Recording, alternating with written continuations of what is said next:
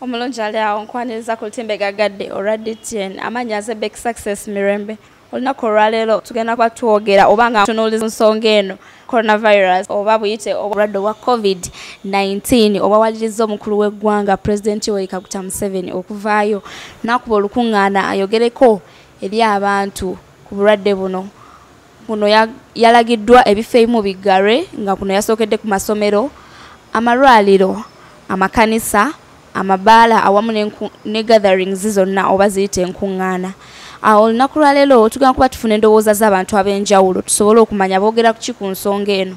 Olunaku lwaleero ndi wano ku Katwe Null Secondary School ngenda kuba ngezaako kuwa endowooza z'abasomesa awamu n'abaana batubuulire ekintu kino oluwummula luno lwabayisizza lutya.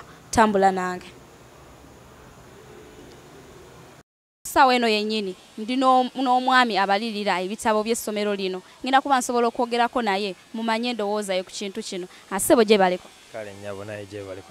Ssebo amannya go taata? Kirumira Hussein. Ssebo tubadde twagala otugambeko karantiini eno oba okuwummula okw'ennaku 32 kugenda kuyisa kutya gwe nga omusomesa w'essomero lino?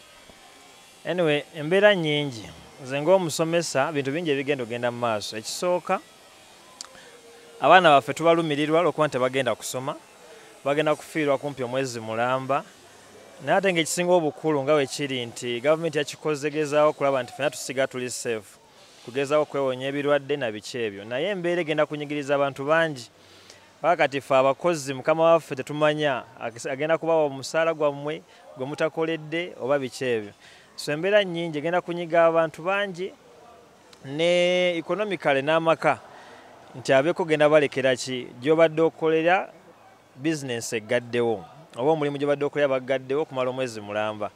Mukama wo genda tandikirawo okumugamba nti Mukama wange bampe omusaala gw'omwezi guno nga ye tokoze na biki ebyo. So sinza kakasa nti kigenda kutunyiga nnyo bubi oba mu bulungi, naye kigenda kubeera challenging mu mbeera nnyingi.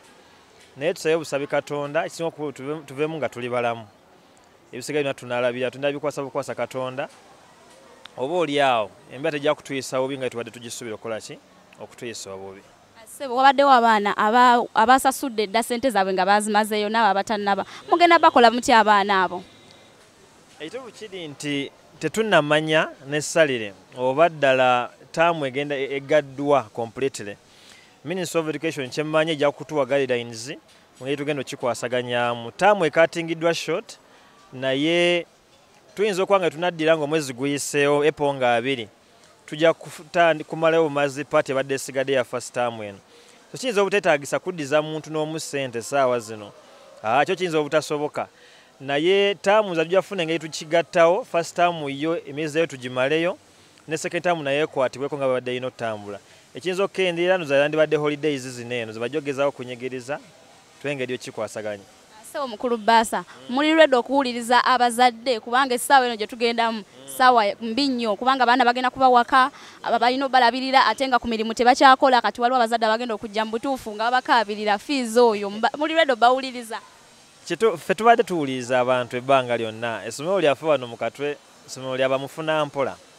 So tubadde nga tuwuliriza embeera nti bazadde baffe abasinga obungi akasente bayingiza katono. So era of course abazadde bo bakimanyi bonna abazadde baffe nti bajja kudda batunyonyolera nga bulijjo tufunire engeri gye tukikwasaganyaamu okuba ntutambuza.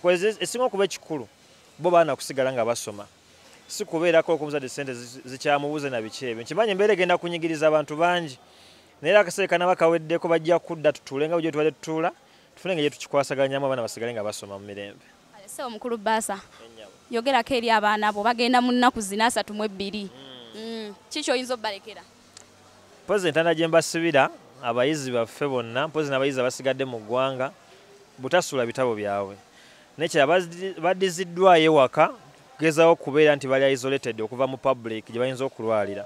So bagezeeko okwekumira ewaka tebatambulatambula kutaaya ku kyalo because gye bagenda okujja ebirwadde bye bagezaako ate okubeewaza okufuna. So basigale ewaka bajja kubeera safe. Basome n'ebitabo byabwe because essomero terigenda kuggalawo for the whole year. Bagaddewo just kaseera bagenda kudda nga balina okutuukiriza obuvunaanyizibwa bwe nga badde babutuukiriza bulijjo obw'okusoma. So bazige nga basoma bonna bye balina mu bitabo just that bagende okudda nga bakyali as sharp as they were.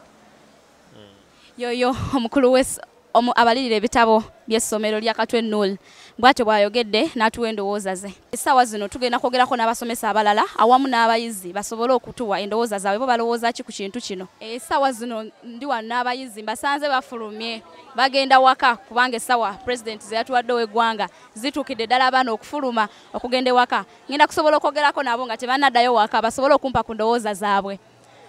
Jebaleko big boy. I'm fine, and you, how are you? I'm very fine. In which class are you? I'm in senior 4. Senior 4. What are your names? My name is Luimbazi Isma.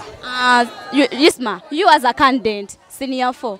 How is it going to affect you? As a student wa Katwe Null Secondary School, kigenda kunkosa nnyo kuba ngenda kuba ntwaliddwe waka. Ntule waka ebbanga lyonna lyonna nibadde nga ndi ku ssomero. Nga nsoma ebitabo byange nesobola okukakkana mu bitabo byange mu academics zange ngenda kutuula ewaka ebbanga lyonna nga sina kyenkola. Fine, I may be revising my books. Naye ngenda tutuula ewaka nga sina kyenkola ebibuuzo byange ne bigenda okujja nga sure nga ebbanga lyonna ndimaze nga nsoma ate ndituddemu waka era kibijja kundeetera nze nga nze okugwa ebyo ebibuuzo. Kati President w'eggwanga kyeyakoze kyo nga kyo ki affectinze nnyo ffe nga ffe ba student mu masomero kuba kati essaawa zino nga wenjogerera bakubya kati tugenda kuddayo waka okuva kati paka ebbanga lye bataddewo ate okkomawo atera okuddamu ate okurikavalinga byabadde bamaze okusoma kigenda kunyigirizaamuko mu kusoma kwange. Webale nnyo sebo gyebaleko kale nnyabo naawe gyebaleko nnyabo. Amanya go taata? I'm by names of Kasatya Sulaiman and I'm a student of Katwe Null Secondary School. Yeah. Egundi eno eya President Museveni ogamba nti abaana muwumule ennaku 32 bweddu okyogerako ki mukwano? I as a person, I agree with our president because he's our president first of all, and second of all, for me, because we are about to reach in our holidays, we are about to break off for our holidays. Therefore, I'm seeing it as an advantage to me because we've been studying for a whole term, but without even revising, because in schools when you're about to do for this test, they bring another test, so we're having a lot of work. So I as a person, I'm going to use this period of time to go back home and I start revising my books from senior 1 up to where I'm at right now. Therefore, for me, I'm seeing it as an advantage to me because I'm going to settle my mind first of all, and second of all, I'm going to revise all the things that have been missing in a class. That's all. Okay, thank you. Baby girl, how are you? I'm alright, how are you? What's your name? My name is Namuganza Martha. Banange Namuganza Martha, nga you're smart. Thank you. Omanyi ensonga lwaki muddayo waka? Yeah. Lwaki muddayo waka? Tuddayo waka kubanga the outbreak of the pandemic disease, COVID-19. So as the president decided that we are supposed to break for a month, then after a month we shall return. Kati gwe kikyogerako ku corona about the COVID-19. About the COVID-19, as we are watching from the news, as whatever is spreading, seems the disease is serious. So, for the preventive measures, the president said that let the term break, then after a month we shall return. Yeah, you are going home for 32 days, right? How are you going to protect yourself? Of course, I'm going to be committed to my books. These issues of loitering around the village, whatever, going to this and this, no. It's 32 days. I have to sit down, I concentrate, I read my books so that when they say that holiday over, I come back and do my exams very well. Okay, thank you. Ezo ze muwulidde ze ndowooza z'abaana b'essomero aba Katwe Null bye muwulidde byonna bwe batya abaana bye balowooza. Kati ngenda kusobola njogereko n'abasomesa nabo tufune endowooza zaabwe ez'enjawulo. Abaana mutuwubireko? Tukyali wano ku ssomero lyennyini. Essaawa eno yennyini nsinkanye akulira ebyensoma mu ssomero lino bamuyita eddoosi. Akulira ebyensoma mu ssomero lino njagala mbuulire ku nsonga eno ya COVID-19 oba ne kalantiini eyo y'emnaku 32 ajogerako ki? Taata gyebaleko. Kale nnyabo. Nawe gyebaleko nnyabo. Amanya go taata? Amanya nze Mpagi Yusuf. Mr. Mpagi, COVID-19 kyeki? Nze ku kye ndowooza oba ku kye mmanyi oba ku kye naawulidde olugamba ssenyiga. Ssenyiga ono wa bulijjo oba? Ssenyiga alimu ssenyiga yazimbiddwa ku mawulire genninako amatonotono. I'm not so sure ne ku kyempulirako nti ssenyiga is like bwe bulwadde baali bagezaako testinga bulwadde so nebeera nga nesi ono wa bulijjo ssenyiga wanjawulo. Sebo abaana bano nga baddayo ewaka oba mubateeseteese mutya mmwe nga ab'essomero abaana bagenda mala ennaku 32 nga tebasoma bali waka mubateese mutya basobole okudda nga bali seefu nga bwe mubataddeyo? Abaana abo tugezezzaako okubawa waka agenda bafuula bize ewaka so that baleme okuba nga batambulatambula mu byalo basobola okuba nga bafuna endwadde ezo. Ekyokubiri ne waba atambudde nga alina gye bamutumye bw'aba yakadde ewaka make sure nti afuna anaaba engalo ne gundi zonna basabbuuni yenna ali ewaka so that aleme kubeera nga waba afunye obulwadde aleme kuba nga asiga n'abalala. Naye singa obukulu kwekuumira nnyo waka. Kintu kino gw'okyogerako ki kubanga tekigenda ku affectinga ssomero mmwe nga abamasomero? Kyatu affectinze dda mu nsonga emu nti kyataganyizza ebyensoma tulina bakandidenti balina ebbanga ttono so bwe baba bazzeeyo ewaka kitu affectinze nnyo kinene. Ekyokubiri kitu affectinze mu ssente abaana badde bakatandika tamu twakagituuka wakati amu tebannasasula so kitu affectinze nnyo nti essomero tetusuubira kuba ndigenda tambula nga twandisuubidde. Kati gwe ng'omukozi ow'essomero lino badde osuubira omusaala era nga bakusasula golowooza ki ekigenda ku affectinga kitya gwe ng'omukozi otudde waka ennaku 32 tokola? Of course kina kunyigiriza mu ngeri emu nti ogenda basikola sina gye ngenda kuba nkola. Of course era ngenda kuba nga ndi waka sina kyamaanyi kyakola naate era nina okuba lwa nsonga y'embeera eriwo. Ffenna tulina tunyigiriza sigenda kuba njija wano lwa nsonga era sina kye ngenda banga nkolawo so kati kitunyigiriza mu byenfuna ensonga sigenda siyingiza ne famire ewaka ekyokulya so kyekyenjawulo ekyo ekiri awo. Taata golooza essomero lino waakiri lyandibadde linyigirizibwa mmwe ng'abakozi baalyo ne libawaayo ku ssente wadde temuzikoleredde omwezi ogwo. Essomero linafuna ssente okuva mu bayizi oba mu bazadde naye abaana ne babeera ewaka gy'osuubira ligenda kuzijjawa zifuna kuva mu baana obubiki abaana tugaddewo nga takola ki tebannasasula abasinga obungi. Webanga bati tebannasasula kitegeeza tosuubira ssomero kusasula bakozi kuba nabo tebalina soosi gye bagenda kugyamu ki kitegeeza essomero kkalu so kati embeera yonna nti abasomesa balina kuguma ne babeera ewaka era tebalina kye balina basasula nsonga metusuubira bakasitoma bali waka ate basuubira so ebanga bakasitoma bali waka essomero tendi ssente so kati tulina kuguma nti essomero terina ssente naffe tulina kugumira mbeera ekola ki eriwo so kyekyo. Neyanza nnyo taata. Byebyo bibadde ebirowoozo byakulira ebyensoma ewekatwe Noel bw'ati bw'ateesezza. Amannya ago mbebi? Pitibwa Nyamwiza Angela. COVID-19 kyeki? COVID-19 kyenkimanyiko katono nnyo nti kirwadde kyavudde China kyenyiza okugamba. COVID-19 ono akwata atya? COVID-19 batugambye abasawo nti ayinza okukwata ng'oli okute ku kintu ekiri infected ng'owedde kirina obwo obuwuka oba n'omuntu n'akolola ebyo ebintu byakolodde like okwasimula agamalosi agakukoonako gasobola okuleeta ekirwadde ekyo kyokka. COVID-19 ono tumwewala tutya prevention ze? Abasawo bagambye tusobola okumwewala nga tunaaba mu ngalo ne sabbuuni waliwo ne liquid endala ze baprovidinzeewo ez'okukozesa saako n'okwewala okukwata abantu mu ngalo okuhaginga kale ebintu ng'ebyo. Webale nnyo. Nga bwe mulaba tuzzeeko wano nina omwami gwe ndi naye sigenda kumwanjula naye katukirize yeyanjule. Kyebaleko taata.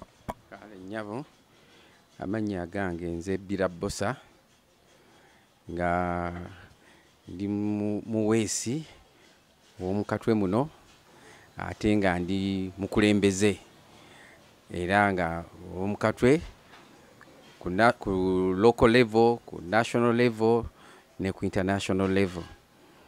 Ndi chairperson w'abaweesi abeegattira mu kibiina ekyakatwe Small Scale Industries Development Association mu bufunze ekimanyiddwa ennyo kasida ate nga mukyo nze era chairperson wa Confederation of Micro and Small Enterprises Associations East Africa Uganda chapter ate nga nze Treasurer General wa Confederation of Micro and Small Enterprises Organization East Africa.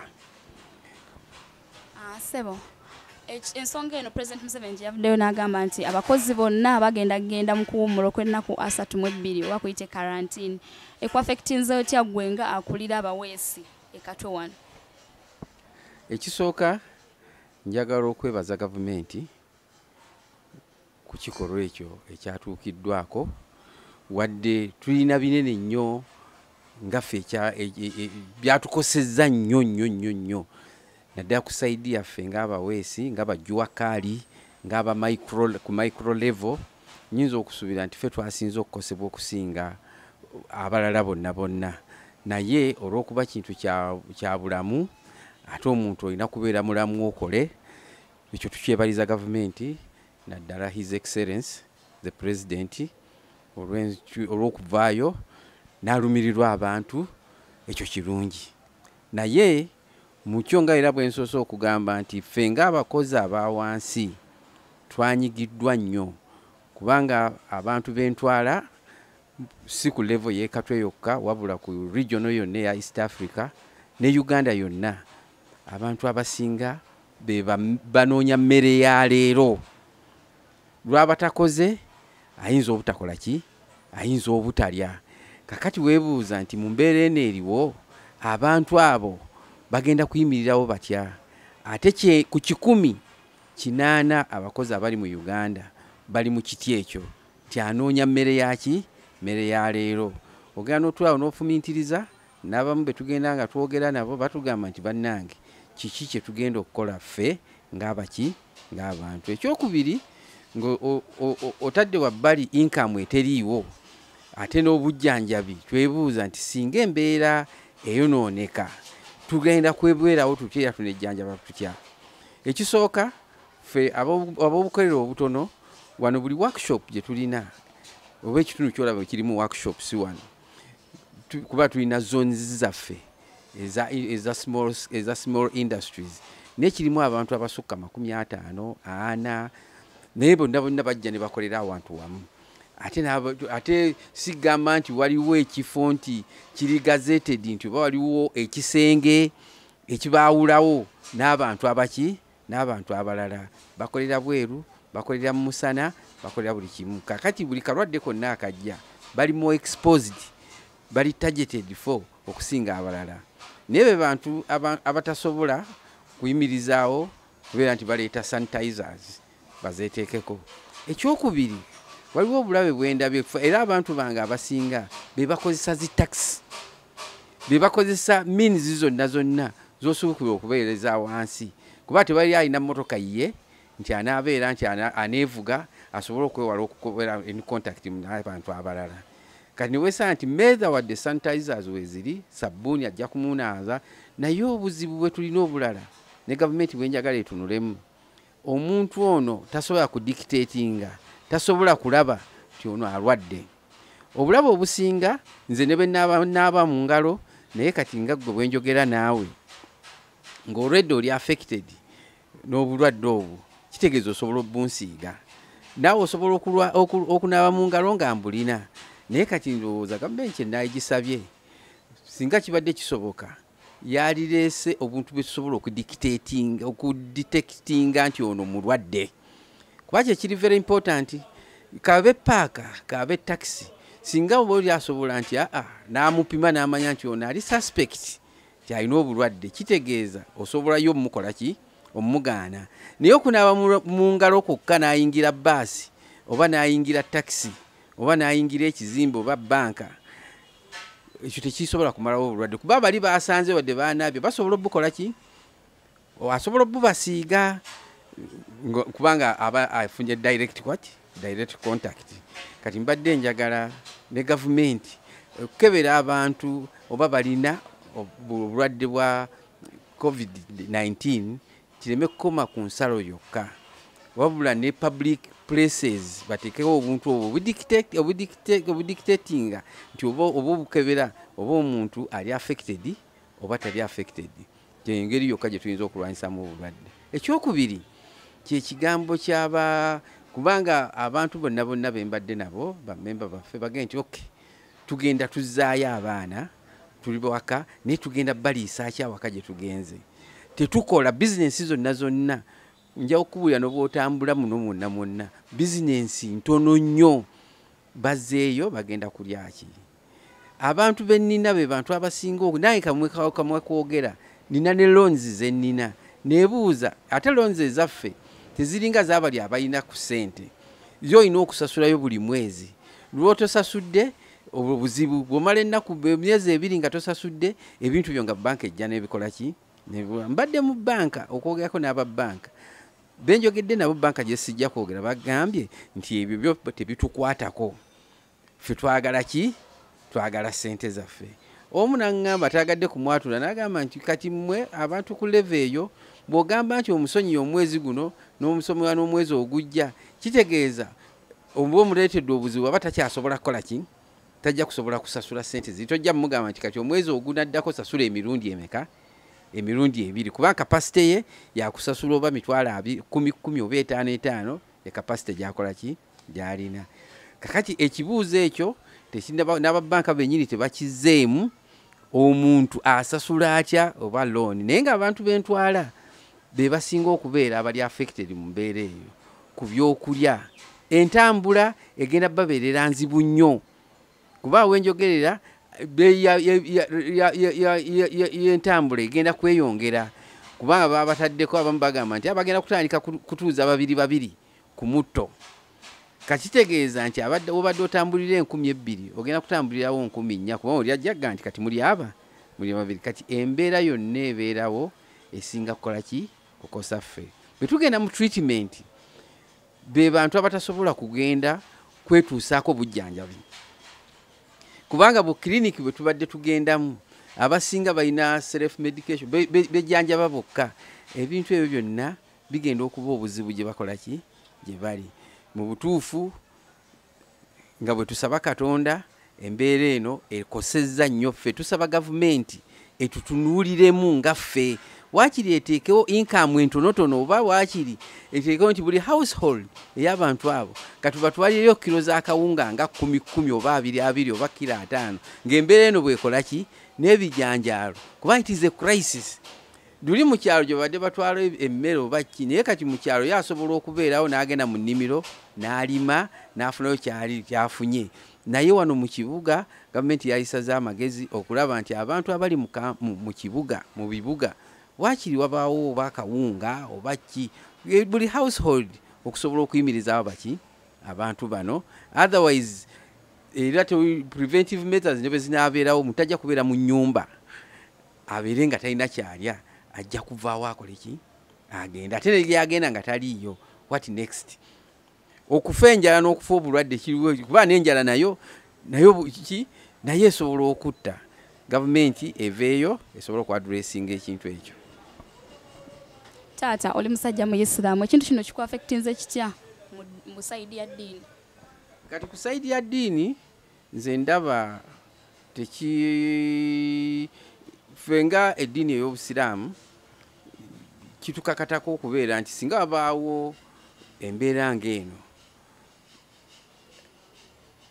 abakulembeze baffe bavaayo ne batubuulira ne batunoonya already abakulembeze bamaze dde okutugamba nti tetulina kukuŋŋaana ate okusinza kulina okubeera bwe kuba kusaala kulina okubeera nga osaalira awantu bonna bonna esswala ekola ki etuuka ate mu busiraamu kyemmanyi niya y'omuntu yesalawo ki ekyokukola ki kati niya yaffe yazze nga tulisobola okusaala jjama nejjuma yazze dda naye olw'embeera eriwo tetusobodde kukola ki kati nze nkubiriza abantu tubeere buli omu asaalire gy'ali ebyejjama tubiveeko oba okusaalira wamu tubikole ki tubiveeko naye tekigaana nti bw'oba tosaalidde wamu oba temukuŋŋaanye esswalayo tekola ki tetuuka naye ebisigadde obikola tewali kintu kyonna okuggyako ekyo kibatukosezza ku saidi y'eddiini nti temusobola kukuŋŋaana ekitali ku basiraamu bokka wabula n'amadiini gonna naye ekyo bwe kiba nga kiri temporary nze nkubiriza bannange bonna ekyo bakigumire baleme kireeta mu byabufuzi nti oba kino bwe kiri obulwadde tebumanyi wa DP tebumanyi wa People Power tebumanyi wa NRM tebumanyi musiraamu tebumanyi ani wabula bibakwata bubakwata lumu ate bwe bunaabukwata gwe olw'okuba oli musiraamu nowooza nti ate ojja butwala n'eka olw'okuba wakoze eki waleeseemu amalala ate n'oli abutwala awalala. Mbadde nkubiriza abantu ensonga eyo bagondere ebyo byonna pulezidenti bye yakoze eki bye yatugambye. Taata gwe nga omu ku bakulu b'ekyalo tosuubira nti kino ekintu kigenda kwongera ku bumenyi bw'amateeka kubanga abantu tebakola ate nga balina okwebeezaawo security wise. Nga bwe nkugambye emabega eri nti ekintu kino kyafekitinze nnyo ffe ne nkuleetera ekyokulabirako eky'omuntu ayatutte abaana olw'okubaddusa eki COVID-19 kati bw'atuuka eyo ne yeggalira mu nnyumba tasobola kutambula ate ne mu nnyumba talinaayo kyakulya omuntu oyo omusuubira kukola ki? Either ajja kusala amagezi agenda amunoonye anoonye ekyokulya oba gy'agenza okunoonya ekyokulya ayinza okugyayo obulwadde kuba buli ngeri yonna alina okunoonya akole ki abeerewo.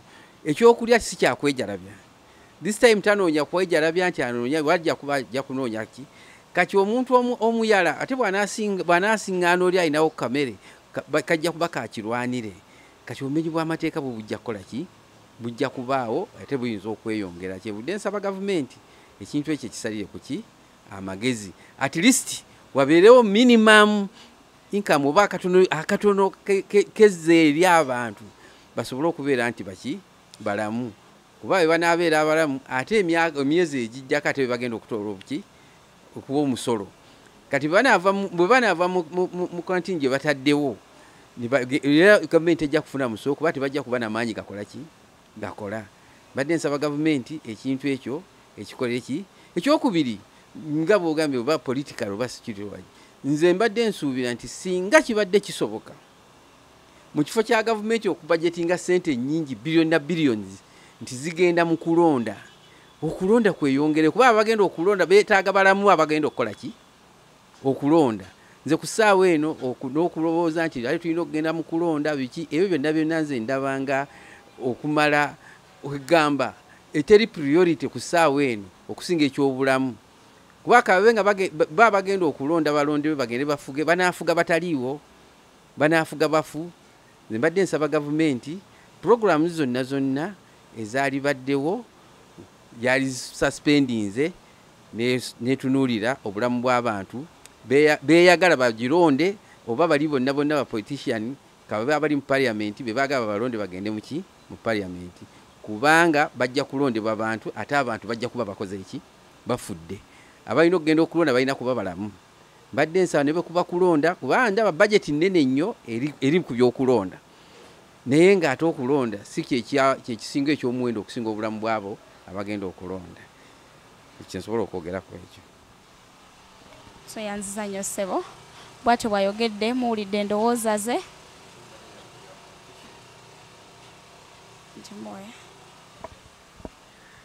Ekirala kye mbadde njagala okwogerako ku sayidi y'ebyenjigiriza ndi chairman w'amasomero ag'enjawulo ku board ne ku management ne ku ssaawa eno njogera nga chairman wa management wa board ey'Ekatwe Nuru Secondary School.